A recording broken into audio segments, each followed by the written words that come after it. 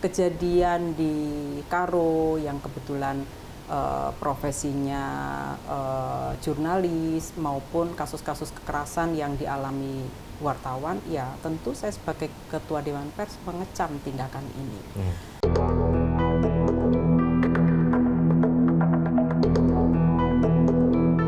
Polda Sumatera Utara menggelar rekonstruksi pembakaran rumah wartawan Tribata TV langsung di lokasi kejadian. Rekonstruksi menghadirkan para saksi dan tersangka yang melakukan pembakaran rumah Sempurna Pasaribu selaku wartawan Tribata TV. Dari rekonstruksi, penyidik dapat menarik dugaan sementara untuk melihat unsur-unsur kesengajaan yang ada dalam kasus tersebut. Kasus pembakaran rumah wartawan yang terjadi di Kecamatan Pancur Batu, Kabupaten Deli Serdang, Sumatera Utara beberapa waktu lalu itu berhasil diungkap polisi. Pelaku mengaku kesal lantaran merasa diperas oleh korban yang selalu meminta uang setoran judi dan narkoba. Sementara itu, keluarga wartawan Tribata Sempurna Pasaribu terus mencari keadilan. Putri sulung Sempurna Pasaribu melaporkan dugaan keterlibatan oknum TNI AD dalam kasus pembakaran rumah orang tuanya. Hal tersebut langsung mendapatkan respon Panglima TNI Jenderal Agus Subianto yang membantah keterlibatan anak buahnya dalam kasus pembakaran rumah wartawan.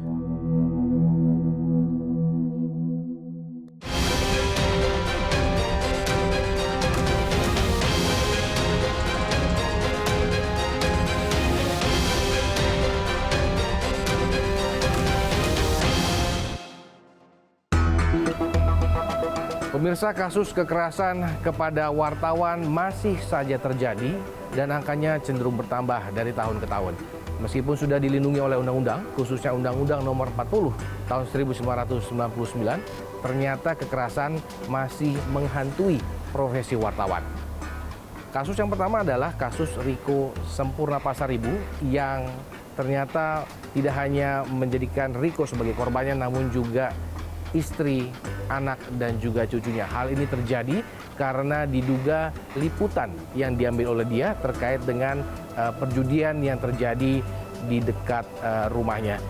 Selanjutnya, kekerasan kepada wartawan terjadi ketika sedang sidang putusan Syahrul Yassin Limpo, di mana wartawan yang meliput mendapat tindakan kekerasan dari oknum yang diduga ormas pendukung SYL.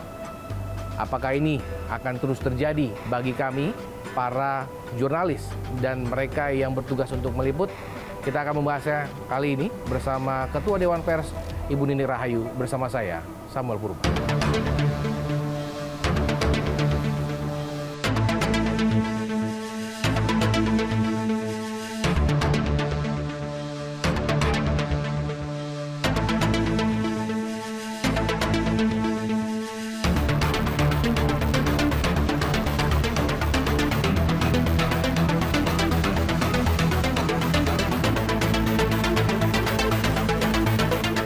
Halo Ibu.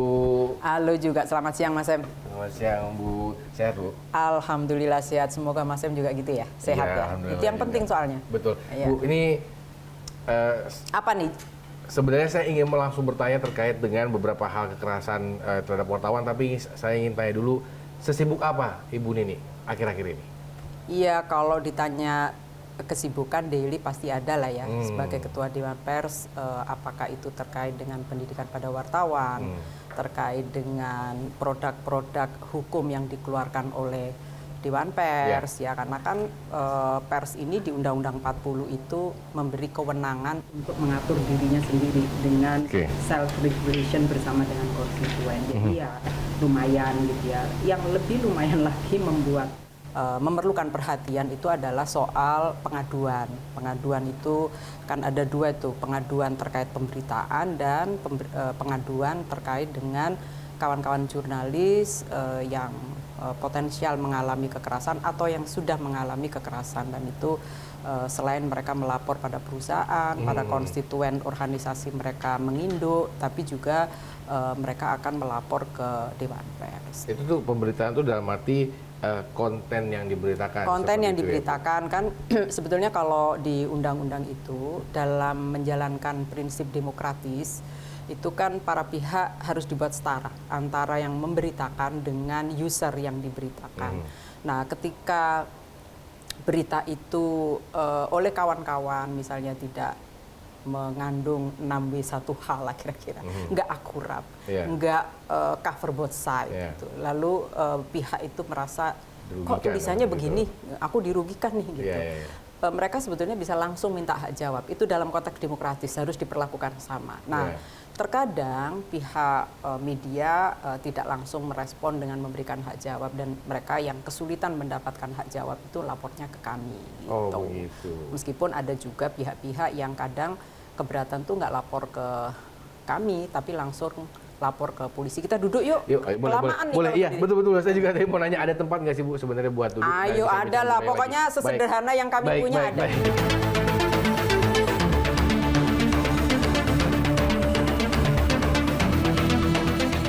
Nah, ya. Yuk, silakan Mas Sem. Yuk. Ibu, melihat terkait dengan kekerasan yang memang masih marak terjadi sama jurnalis. Kalau kita mau bahas case by case dulu aja lah. Memang yang lagi ramai ini ada yang di Karo satu lagi memang yang di Jakarta. Memang di daerah mungkin masih banyak. Itu mungkin akan bisa kita bahas sembari kita ngobrol. Soal yang di Karo dulu, Ibu. Apa yang memang pertama kali Ibu pikirkan terkait dengan hal tersebut? Setiap bentuk kekerasan, apakah itu kepada wartawan ataupun profesi yang lain, tidak boleh dilakukan. Itu prinsip, karena manusia itu kan punya martabat ya. Jadi sejak lahir dia punya martabat, dan martabat itu dilindungi oleh negara. Siapa negara? Ya ada pemerintah, ada masyarakat sipil, ada aparat penegak hukum, dan masyarakat harus menghargai martabat itu. Maka sebenarnya tidak boleh ada kekerasan, mau fisik, mau seksual, mau ekonomi, mau psikologis. Nah, kejadian di Karo yang kebetulan profesinya jurnalis maupun kasus-kasus kekerasan yang dialami wartawan, ya tentu saya sebagai Ketua Dewan Pers mengecam tindakan ini. Di tahun 2023 itu jumlahnya hampir 620 loh kasus kekerasan terhadap wartawan selama 1 tahun, dan sekarang ini rata-rata sepanjang sampai bulan Juni ini juga cukup tinggi angkanya gitu, sekitar ada 28 kasus sekarang ini gitu. Jadi sepanjang 5 tahun di 2023, 21 sampai 2023, 3 tahun ya, itu ada sekitar 600. Nah, ini tentu kita ingin, mari kita hargai kemerdekaan pers yang memang sudah dijamin di dalam Undang-Undang 40 tahun 99. Apa yang dijamin? Kesejahteraan wartawan. Apa sih kesejahteraan? Jangan dipikir kesejahteraan itu cuma uang rokoknya, uang kesehatannya, gajinya, ya. Tapi termasuk yang paling perlu diperhatikan adalah jaminan keamanan dalam menjalankan tugasnya. Kalau merdeka itu ya merdeka dalam mencari, mengolah, menyimpan, menganalisis dan menyebarkan. Wartawan diberi ruang untuk memberikan jawaban atas hak masyarakat yang ingin tahu terhadap bagaimana sebuah pembangunan itu direncanakan, bagaimana sebuah pembangunan itu dibuat, dilaksanakan. Right to know yang dijamin dalam undang-undang itu diwakili oleh media, diwakili oleh pers untuk ngorek-ngorek itu loh, nyari beritanya, nyimpan beritanya. Makanya kalau ada yang nyari berita diintimidasi, ya kan? Nyari berita dihalang-halangi, dihambat, apalagi sampai dirusak alat kerjanya, lalu ketika diberitakan nggak sesuai dengan yang diharapkan prosesnya, lalu marah-marah, pakai jotos, apalagi bakar seperti yang di Karo, ya tentu saya mengecam keras. Nggak boleh itu. Siapapun dia pelakunya, mau aparat, mau masyarakat sipil, mau dia siapapun lah gitu. Karena tadi basisnya adalah human. Terkait dengan yang di Karo sendiri, Bu, waktu itu begitu tahu apakah Dewan Pers langsung mengirim tim untuk menginvestigasi kah atau seperti apa, Bu? Ya, itu kan kejadiannya malam hari ya, dan kami baru memperoleh informasi pagi, maka Dewan Pers itu sejak tahun 2021 sudah membentuk Satgas Kekerasan terhadap jurnalis. Satuan tugas ini untuk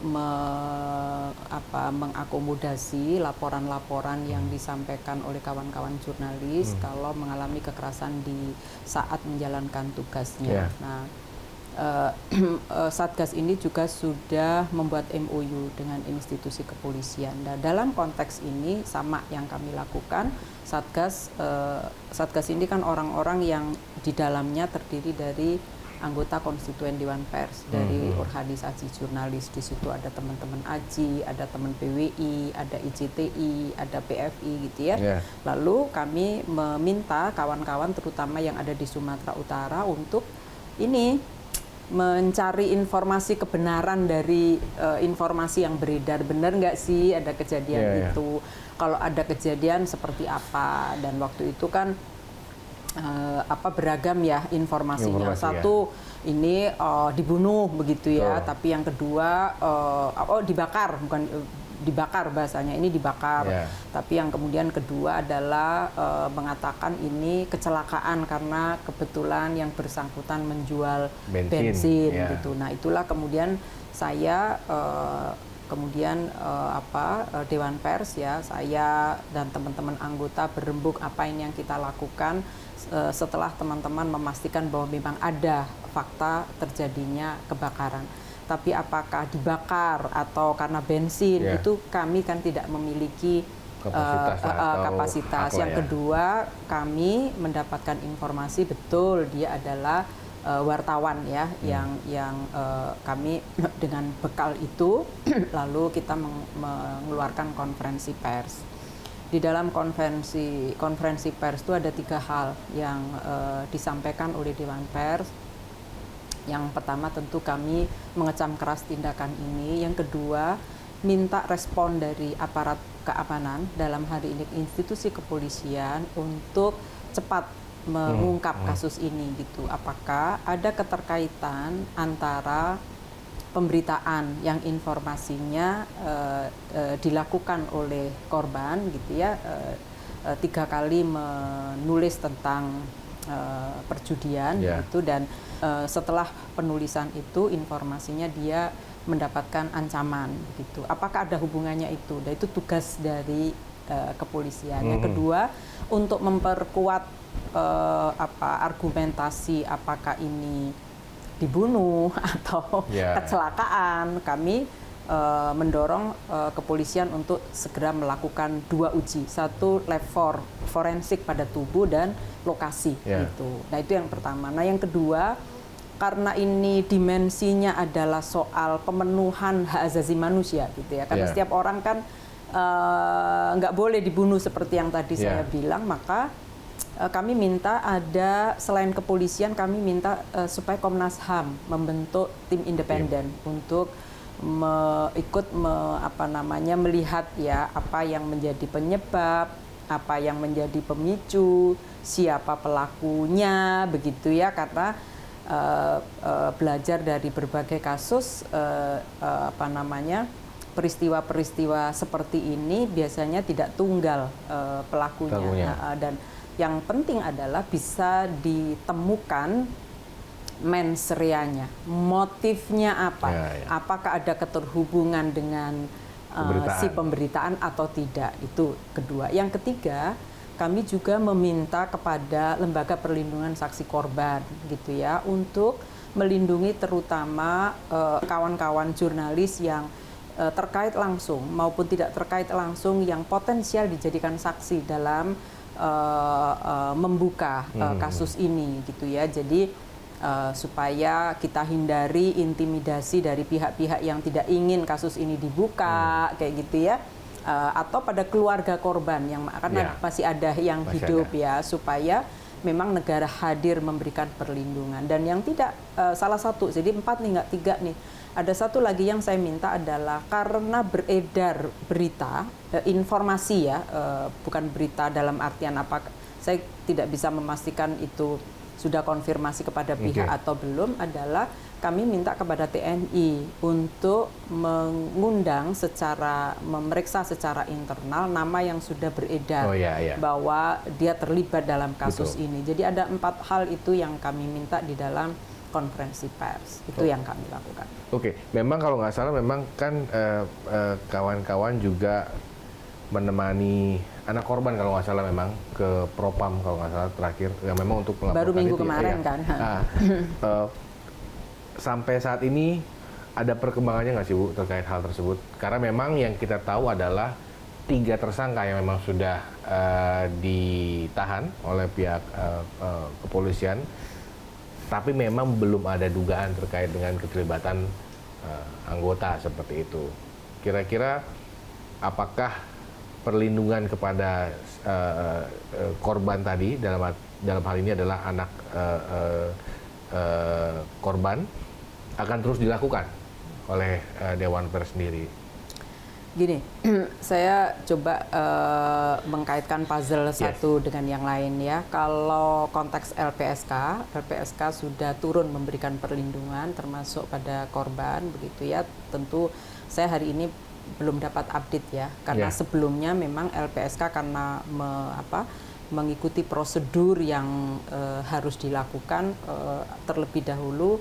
Korban dan orang-orang yang potensial dijadikan saksi itu mendapatkan perlindungan secara mandiri dari kawan-kawan organisasi wartawan. Itu satu. Yang kedua, memang Polda sudah mengeluarkan rilis ya dan konferensi pers awalnya menetapkan 2 tersangka, lalu menambah lagi 1 tersangka.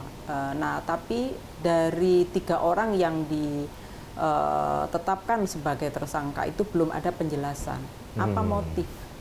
Ya memang kalau dilihat dari CCTV benar tuh dia bakar misalnya saya juga belum bisa ngelihat langsung kan. Betul dia terlihat melakukan pembakaran. Pertanyaannya adalah kapan tepatnya dia membakar, dengan cara apa dan kenapa dia melakukan pembakaran. Kenapanya ini loh yang penting. Apa hubungan dia dengan. Nah itu yang saya kira penting sehingga kami nanti bisa lebih clear di mana mendudukkan peran Dewan Pers dan profesi wartawan ini, karena memang harus diakui sampai dengan saat ini karena profesi wartawan dan profesi perusahaan pers itu kan profesi yang sangat terbuka ya di Undang-Undang 40. Semua orang bisa jadi wartawan, bahkan kadang mengatasnamakan wartawan, mengatasnamakan dirinya wartawan asal pegang handphone, bikin nini.com, jadi lalu kemana-mana. Belum tentu dia wartawan yang kenapa? Karena wartawan itu dia harus minimal bergabung pada perusahaan pers ya. Ada organisasi yang menaungi ya, organisasi perusahaan pers dan atau organisasi wartawan atau dia bergabung dalam perusahaan pers yang mana kan begitu. Kalaupun dia dari freelance kan ketahuan dia kemana. Nah, dan mereka ini bagian dari mekanisme perlindungan kan begitu. Nah, sehingga kami kalau sudah nanti dapat informasi lebih komprehensif gitu ya, apa sih niatnya orang ini gitu, sehingga kami jadi tahu. Kenapa? Karena seperti yang tadi saya sampaikan, karena profesi wartawan itu sangat terbuka gitu ya. Terkadang profesi ini tidak profesi yang tunggal. Ada yang wartawan tapi sambil dagang gitu. Boleh soalnya itu dilakukan sambil apa, kecuali yang memang tidak boleh misalnya jadi wartawan tapi jadi camat. Pejabat publik itu nggak boleh gitu. Tapi masih banyak yang abu-abu gitu ya. Dan kami Dewan Pers itu selalu meminta kepada kawan-kawan jurnalis misalnya kalau ini kan kayak sekarang nih menjelang pilkada nih ya, misalnya dia jadi kontestan, ya mundurlah jadi wartawan supaya kita jelas nih. Biar clear lah ya. Clear, atau kemarin jadi caleg, ya mundurlah. Atau jadi tim sukses, mundurlah gitu supaya lebih mudah bagi kita. Ya tidak pengen ada masalah, tapi ketika ada masalah kita jadi tahu garis batasnya gitu, apakah dia sedang menjalankan profesinya sebagai wartawan atau tidak. Nah, balik ke kasus ini juga begitu, mudah-mudahan kepolisian segera bisa mengungkapkan motif dari orang-orang yang sekarang ditetapkan sebagai tersangka. Apa motifnya, kenapa dia membakar, kenapa jam itu, dan kenapa kepada keluarga itu, dan kenapa dibakar, dan lain. Membunuh kan macam-macam, kenapa dibakar, itu semua kan harus dibuka ya. Nah, kenapa dibuka? Informasi ini kan sudah beredar, supaya satu, masyarakat tidak takut. Teman-teman yang sekarang berprofesi wartawan dalam menjalankan tugasnya juga nggak khawatir, takut, deg-degan kan gitu. Dan ada kepastian hukum gitu kan, karena ini udah proses hukum. Oke, tapi sebenarnya seharusnya ketika memang seorang wartawan mendapatkan ancaman seperti itu ya Bu, apakah memang sebenarnya pihak perusahaan tempat dia bernaung itu bisa membantu dia dalam melindungi dia atau tidak? Tahan dulu Bu. Ya baik pemirsa, kami masih akan melanjutkan diskusi kita dengan Ibu Ninik usai jeda. Tetaplah bersama kami di One on One.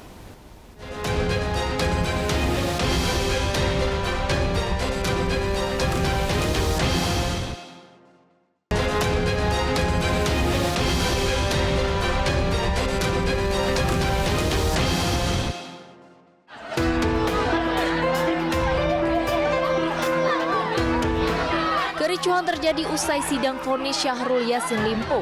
Saat SYL hendak keluar dari ruang sidang, awak media telah menanti SYL untuk meminta tanggapan.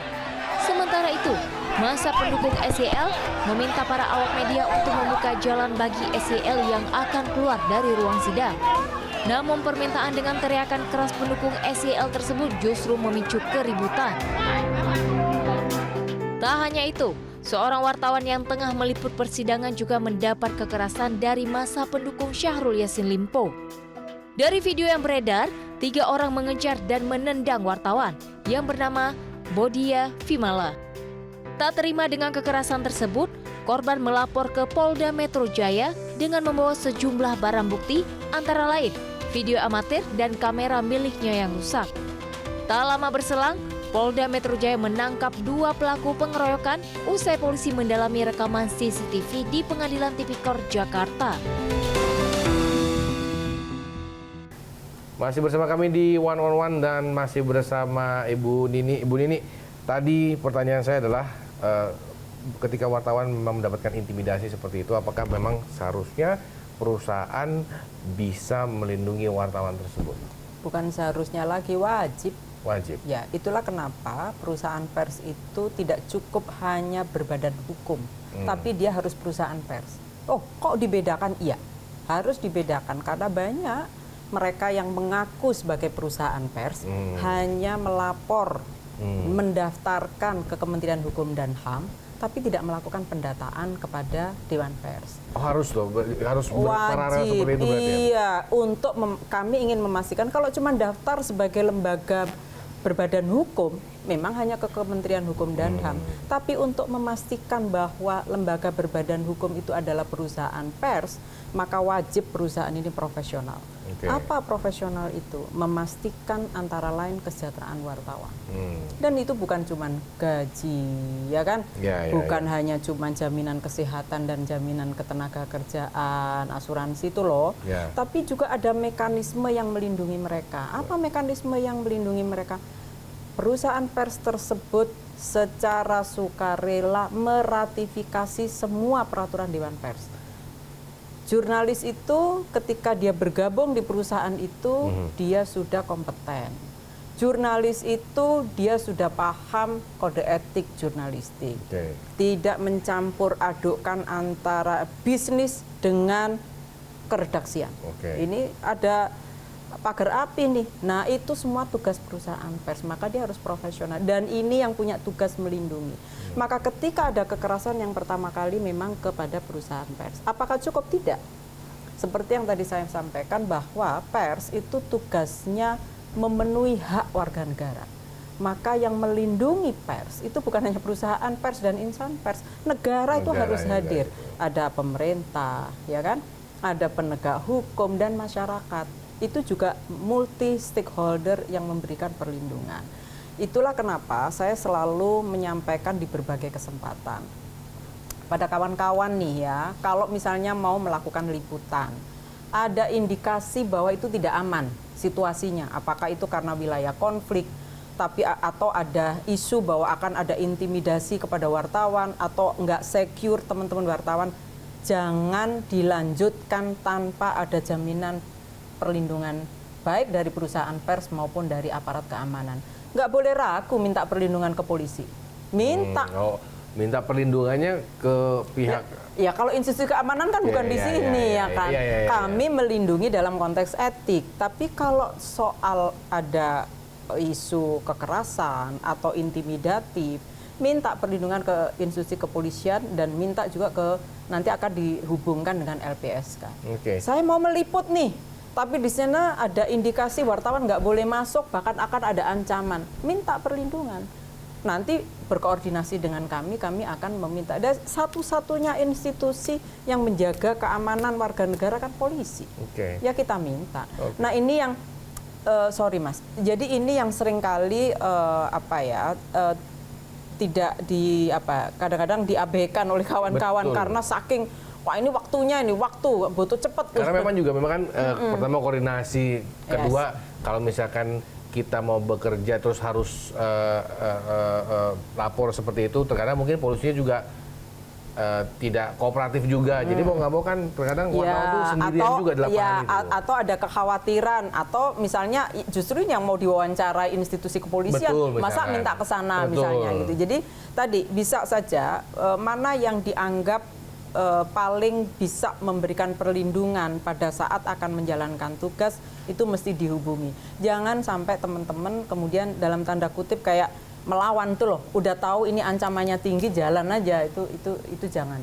Jadi kalau ada indikasi itu ya tidak harus polisi ya, bisa ke perusahaan lapor dulu atau ke organisasi asosiasi atau juga bisa juga ke Dewan Pers. Nah. Kalau misalkan kita mau berkaca terkait dengan bahkan contohnya yang kemarin yang waktu sidang yang baru yang kasus teman-teman media ya yang terakhir dirusak. Padahal itu di lembaga peradilan seperti itu, bahkan dan ketika sidang kan sudah pasti ada pihak kepolisian misalkan yang memang seharusnya bisa membantu para jurnalis untuk membantu mengambil gambar ketika sidang, tapi ya tetap terjadi perusakan seperti itu Bu.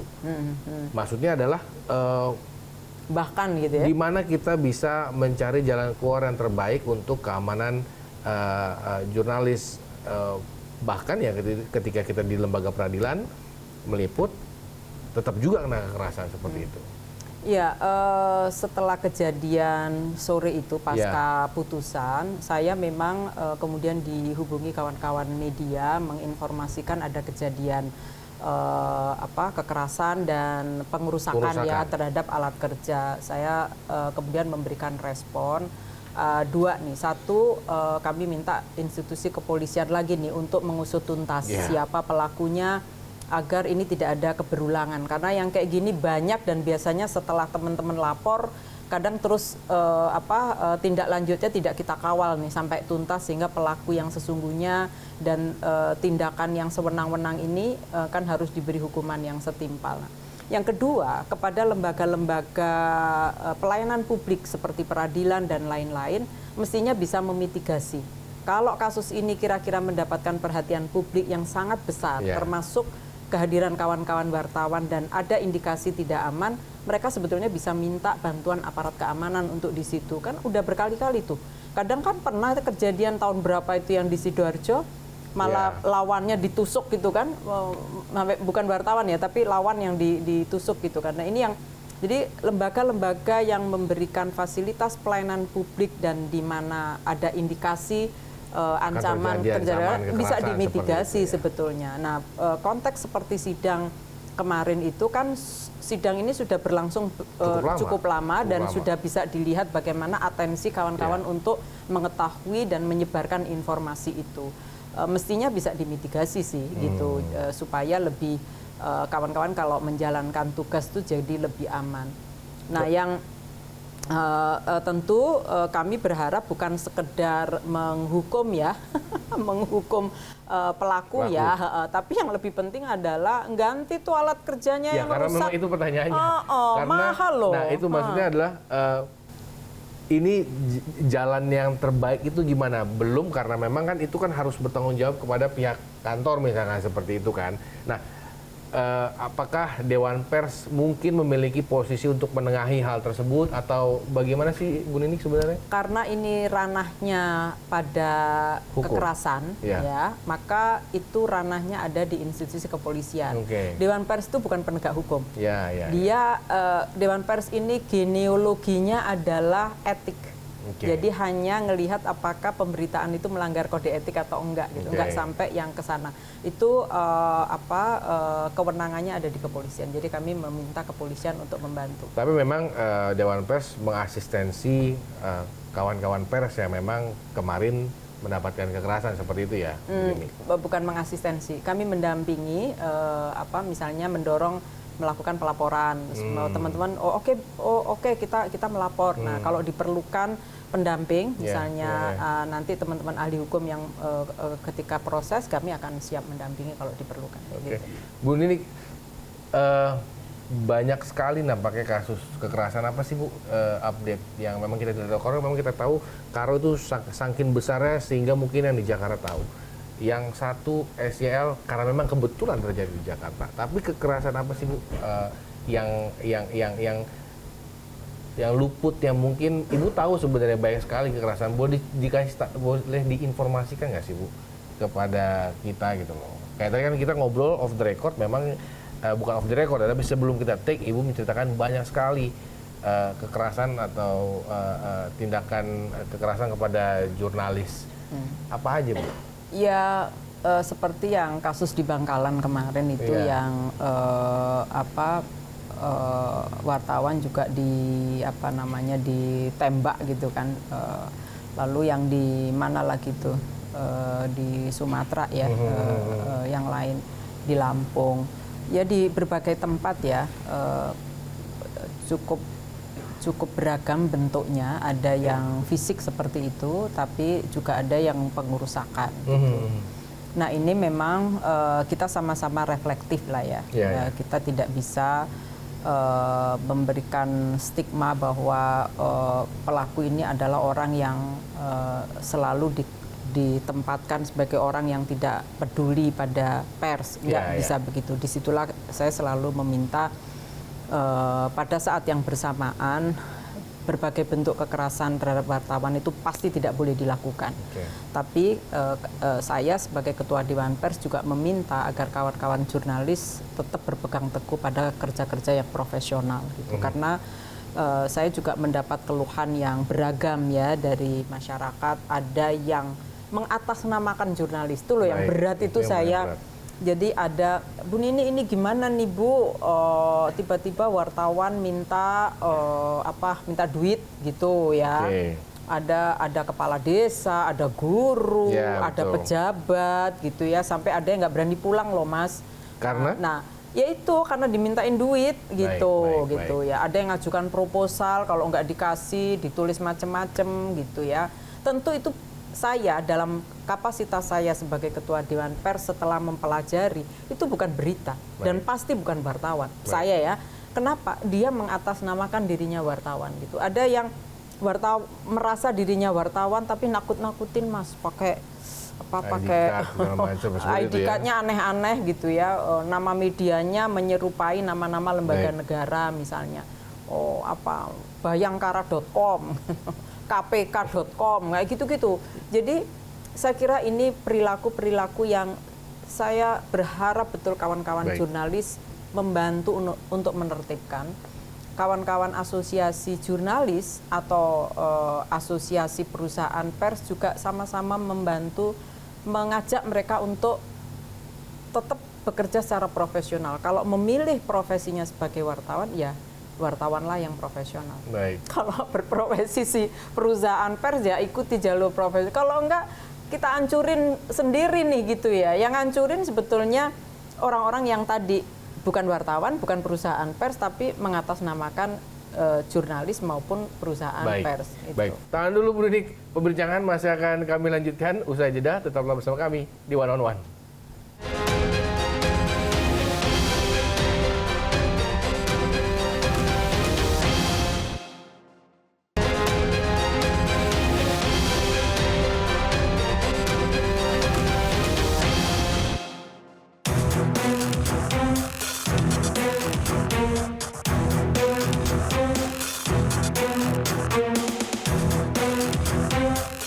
kekerasan terhadap para insan pers dalam menjalankan tugasnya masih terus terjadi. Berdasarkan data yang diperoleh Dewan Pers dari Aliansi Jurnalis Indonesia pada tahun 2014 hingga 2023, terdapat 620 kasus berupa kekerasan fisik sampai pada penghapusan hasil liputan atau sensor. Sementara itu, pada tahun 2024, Dewan Pers mencatat ada 28 kasus kekerasan terhadap jurnalis di Indonesia terjadi selama kurun waktu Januari hingga Juni 2024. Kekerasan terhadap jurnalis antara lain bentuk ancaman, pelarangan liputan, kekerasan fisik, teror dan intimidasi, penuntutan hukum, serta serangan digital. Bentuk serangan digital seperti mengirim ancaman langsung melalui aplikasi chat WhatsApp. Contohnya, jurnalis yang tadinya sedang memberitakan korupsi mendadak jadi berhenti karena serangan digital ini. 28 kasus tersebut terjadi di Jawa Timur, Jawa Tengah, Sulawesi Tengah, Sulawesi Selatan, DKI Jakarta, dan daerah lainnya.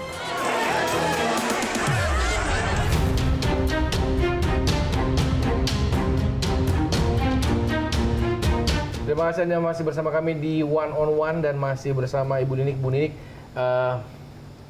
Undang-Undang Nomor 40 Tahun 1999 itu menjamin kemerdekaan pers sebenarnya. Apakah perlu dirubah? Apakah perlu dikuatkan atau seperti apa Ibu Ninik melihatnya? Undang-Undang 40 tahun 99 ini buat saya amazing sih isinya ya. Ada satu undang-undang yang formulasinya itu cukup kuat gitu. Bayangkan dalam rangka menjaga independensi pers itu insan pers diberi posisi yang sangat kuat, pemerintah masih bisa membantu, perusahaan pers masih bisa membantu, masyarakat umum masih bisa membantu. Memang bahkan kemerdekaan itu diperlihatkan dengan kewenangan bagi pers untuk menyusun regulasinya sendiri. Tapi memang tantangan pada kemerdekaan pers itu kan selalu berubah ya, seiring dengan kehadiran teknologi. Ya. Jadi tantangan kita bukan hanya dihadapkan dengan berbagai ancaman yang tadi sudah kita bahas gitu ya.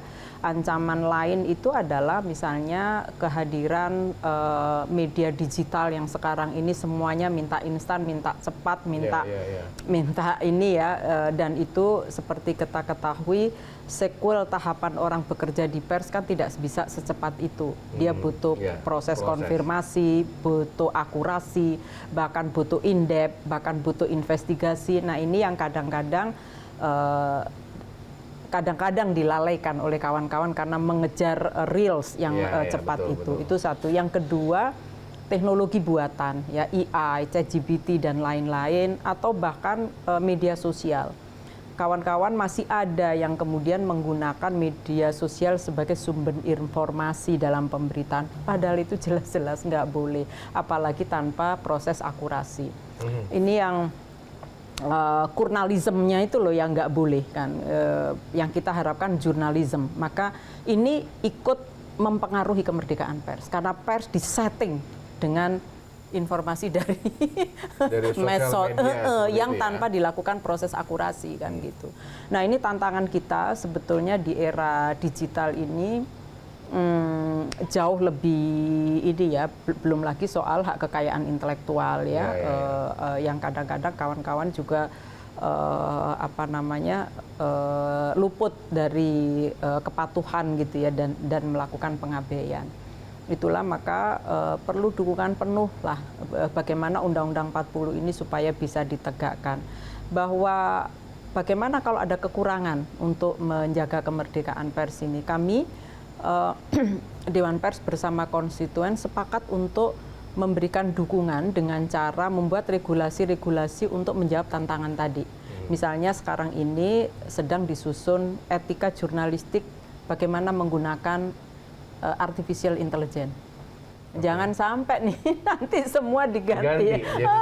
Padahal kan kita tahu semua ya ada proses-proses investigatif, in-depth dan lain-lain. Nah itu kami tidak ingin kehadiran teknologi itu akan mempengaruhi kemandirian, kemerdekaan pers kita. Oke, terkait dengan kekerasan yang memang masih dialami oleh wartawan. Kira-kira apa yang memang Ibu inginkan terkait dengan hal tersebut? Banyak sih Mas, harus diakui. Jadi saya selaku Ketua Dewan Pers mengakui betul bahwa belum ada satu mekanisme utuh ya yang bisa menjamin perlindungan pada jurnalis dalam bekerja. Misalnya dalam waktu dekat memang kami berkeinginan untuk menciptakan satu sistem pengaduan yang lebih cepat, bisa memberikan respon yang lebih cepat. Itu satu ya, termasuk bagaimana menghubungkan kawan-kawan di daerah seperti yang tadi situasinya supaya lebih terbuka dan mendata dan mempublikasikan kasus-kasus kekerasan ini supaya, karena kalau nggak dibuka akan berulang, potensi berulang. Nah, yang kedua adalah sistem perlindungan yang dijamin oleh negara melalui LPSK. Lembaga Perlindungan Saksi dan Korban itu pemberian perlindungannya pada saksi dan korban itu lebih sifatnya pada fisik ya, gitu. Belum ke alat-alat kerja. Nah, padahal alat-alat kerja kawan-kawan media itu kan luar biasa ya. Itu lalu prosesnya harus lapor polisi dulu baru dilindungi. Itu yang saya juga kemarin meminta supaya ada prosedur khusus nih, sebab kadang-kadang sebelum lapor polisi saja sebetulnya teman-teman itu sudah memerlukan perlindungan gitu loh, karena itu kan satu butuh waktu untuk lapor tuh. Rangkaian proses lah seperti itu. Kadang-kadang yang diperlukan terlebih dahulu soal keamanan ya dari intimidasi misalnya, atau butuh layanan kesehatan dulu dan lain-lain sebelum lapor polisi. Kesiapan psikologis kan juga penting sebelum lapor polisi, dan itu yang sedang kami buatkan MOU-nya supaya ini. Nah, yang lainnya adalah tentu bentuk intimidasi yang tidak menghargai kerja pers. Jadi gini, kalau seperti yang tadi saya sampaikan kan, sebetulnya masyarakat itu boleh keberatan terhadap berita yang dikeluarkan oleh teman-teman, kontennya, gitu ya. Tapi terkadang keberatan itu tidak disampaikan kepada Dewan Pers. Padahal keberatan terhadap konten itu ruangnya adalah ruang etik. Tapi tiba-tiba ada yang lapor polisi. Kita beruntung loh, polisi itu sudah bikin MOU dan perjanjian kerjasama, dan teman-teman kepolisian bukan hanya di pusat dan daerah, mereka itu kemudian akan mengirimkan kepada kita untuk sama-sama kita pelajari. Kalau ini memang soal karya jurnalistik, kepolisian akan mendorong penyelesaiannya ke kami. Tapi kalau ini bukan karya jurnalistik, kami juga menyerahkan agar ditindaklanjuti oleh kepolisian. Tapi masih ada, udah jelas-jelas ditangani oleh Dewan Pers, lapor ke pengadilan. Jadi mulai jalur perdata. Nah, itu yang saya sampaikan, itu bentuk intimidasi dan kekerasan lagi tuh, karena berpengaruh kan, ya kan, berpengaruh bentuknya memang beda ya, bukan fisik ya, tapi berpengaruh pada cara kawan-kawan bekerja, digugat, dan gugatannya nggak sedikit, ini kasus di Makassar. Di daerah mungkin lebih banyak kali ya Bu sebenarnya. Itulah, itu berapa gugatannya kemarin? 300 miliar apa begitu. Gitu. Jadi maksud saya ini memang masih perlu kami membuat satu mekanisme terutama dengan peradilan umum ya, agar kita memiliki kesamaan pandang seperti dengan kepolisian. Kalau memang ini masalahnya adalah etik, ya nggak usah diproses gitu loh, diserahkan aja ke kami gitu, diregistrasi aja, itu supaya hal-hal yang begini tidak membuat kawan-kawan kayak jadi mau dan mungkin ini kali Bu, sistem yang mungkin bisa mengetahui bahwa ini perusahaan media yang legit atau enggak, ini yang ya seperti itu ya, ini memang sah sebagai sebuah perusahaan media, apalagi kan banyak di daerah terjadi seperti Ibu bilang, berarti mungkin banyak sekali perusahaan media yang tidak kompeten lah seperti itu ya, begitu ya mungkin asumsinya Bu? Iya, misalnya ini contoh, saya baru pulang dari Nusa Tenggara Timur. Kalau dilihat yang terdaftar di Dewan Pers itu baru 3 media? 13 media. Tapi kalau saya tanya di sana sebulan itu bisa tumbuh sampai 10 gitu, dan jumlahnya 13, bisa 200, bisa 400 gitu. Oke.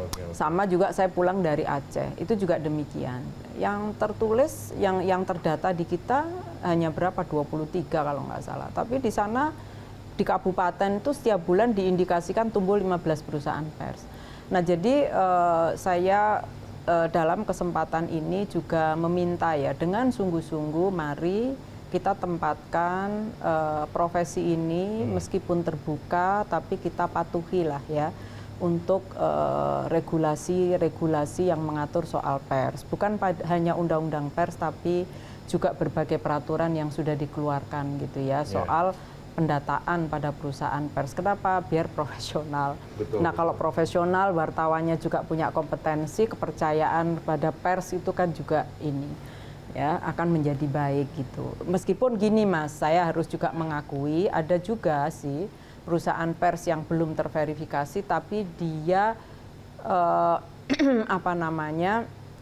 tulisan-tulisannya bagus, ada juga yang bagus begitu ya, tapi lebih banyak yang tidak bagus. Dan langkah baiknya kalau memang yang sudah bagus itu dia juga ikut mendaftarkan seperti itu ya, biar kalau memang ada kasus kekerasan mungkin terhadap jurnalisnya bisa langsung mendapatkan perlindungan dan komunikasi yang baik dengan Dewan Pers seperti itu ya, begitu?